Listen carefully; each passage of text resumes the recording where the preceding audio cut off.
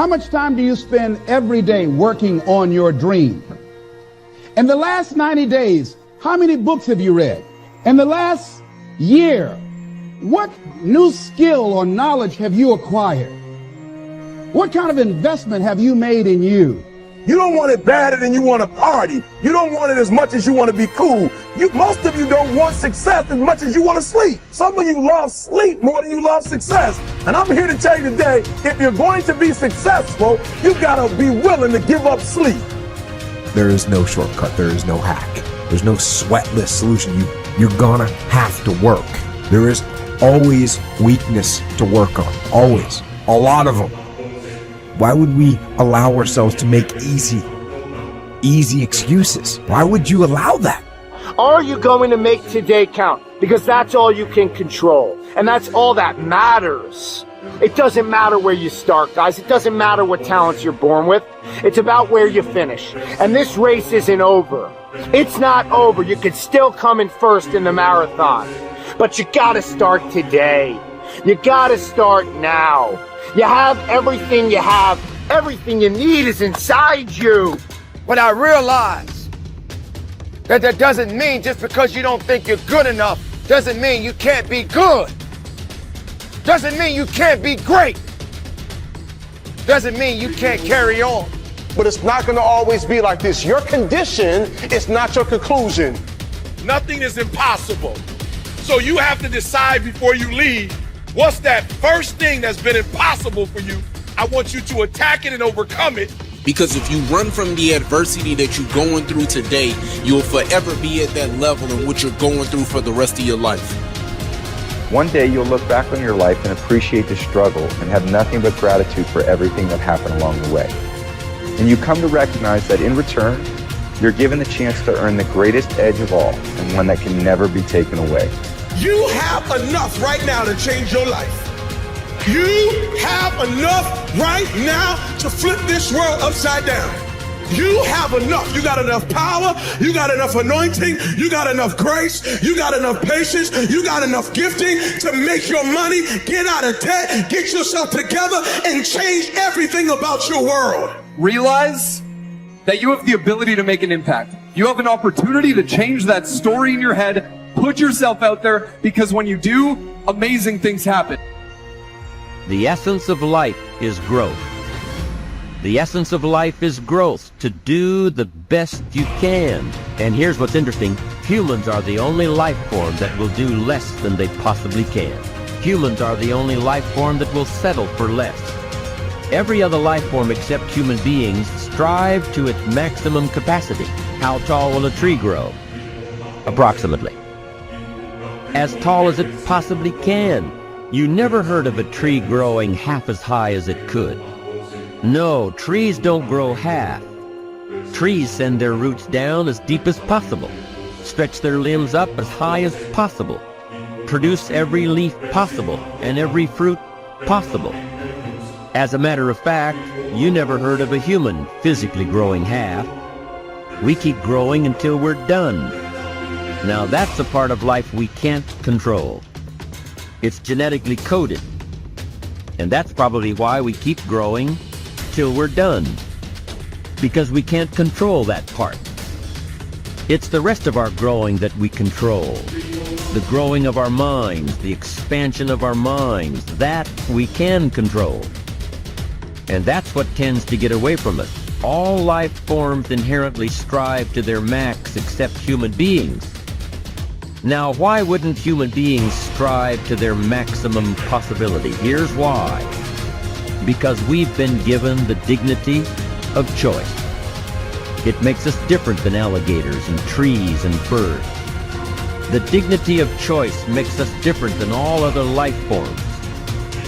And here's the choice: to become part of what we could be, enough to get by, or to become all that we can be.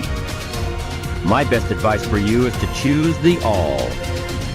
Earn all you can, make all the friends you can, read as many books as you can, develop as many skills as you can, see as much as possible, do as much as possible, make as much fortune as possible, give as much of it away as possible. The max. There's no life like it. I'm telling you, once I got on track, I've never looked back. Pick up the challenge. Go for it.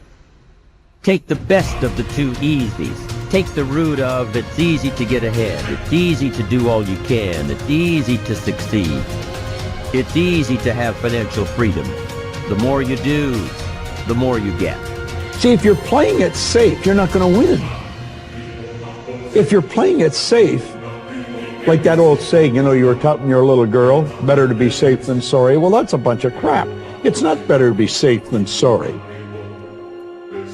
It's by trying things that you figure out how far you can go. You got to get outside the box. Like it's reported, Edison tried 3,000 ways before he built the incandescent light.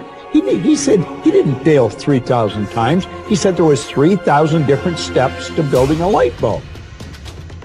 Well, there's different steps to get to where you're going. And I really do treat winning and losing exactly the same. I do not let it upset me. Do you think that's a big part of why you're so successful? Well, it's part of why I enjoy it. Yeah, I think it is, because I'll try anything. Like if I'm into an idea, the idea of losing never enters my mind. See, I have worked with giants. I had the good fortune of working with Sir Edmund Hillary.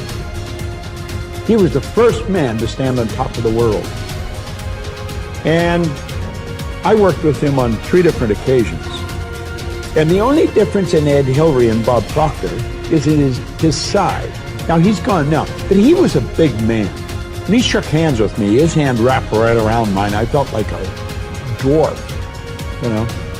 And talking to him, like it never entered his mind he wouldn't get to the top of the mountain. But he failed in 1951. He failed in 1952.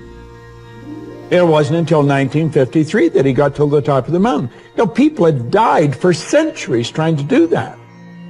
He said, I knew if I could see it in here, I could hold it out here. Stella Mann wrote that in a book. You can see it in your head, you can hold it in your hand. And that's right. And if you're not prepared to lose, you're never going to win, because you're always playing it safe. And there's no reward in that. Dare to go forward. Winston Churchill once said, courage is rightly considered the foremost of the virtues, because upon it all others depend. Courage is the chief distinguishing characteristic of the true leader. It is almost always visible in the leader's words and actions. It is absolutely indispensable to success, happiness, and the ability to motivate other people to be the best they can be. Follow through on your vision. In a way, it is easy to develop a big vision for yourself and for the person you want to be. It is easy to commit yourself to living with complete integrity. But it requires incredible courage to follow through on your vision and on your commitments. You see, as soon as you set a high goal or standard for yourself, you will run into all kinds of difficulties and setbacks. Refuse to compromise. You will be surrounded by temptations to compromise your values and your vision. You will feel an almost irresistible urge to get along by going along. Your desire to earn the respect and cooperation of others can easily lead to the abandonment of your principles. And here is where courage comes in. Stick to your principles. Courage combined with integrity is the foundation of character. The first form of courage is your ability to stick to your principles, to stand for what you believe in and to refuse to budge unless you feel right about the alternative. Courage is also the ability to step out in faith, to launch out into the unknown, and then to face the inevitable doubt and uncertainty that accompany every new venture. Avoid the comfort zone. Most people are seduced by the lure of the comfort zone. This can be likened to going out of a warm house on a cold, windy morning. The average person, when he feels the storm swirling outside his comfort zone, rushes back inside where it's nice and warm. But not the true leader. The true leader has the courage to step away from the familiar and comfortable and to face the unknown with no guarantees of success. It is this ability to boldly go where no man has gone before that distinguishes you as a leader from the average person. This is the example that you must set if you are to rise above the average.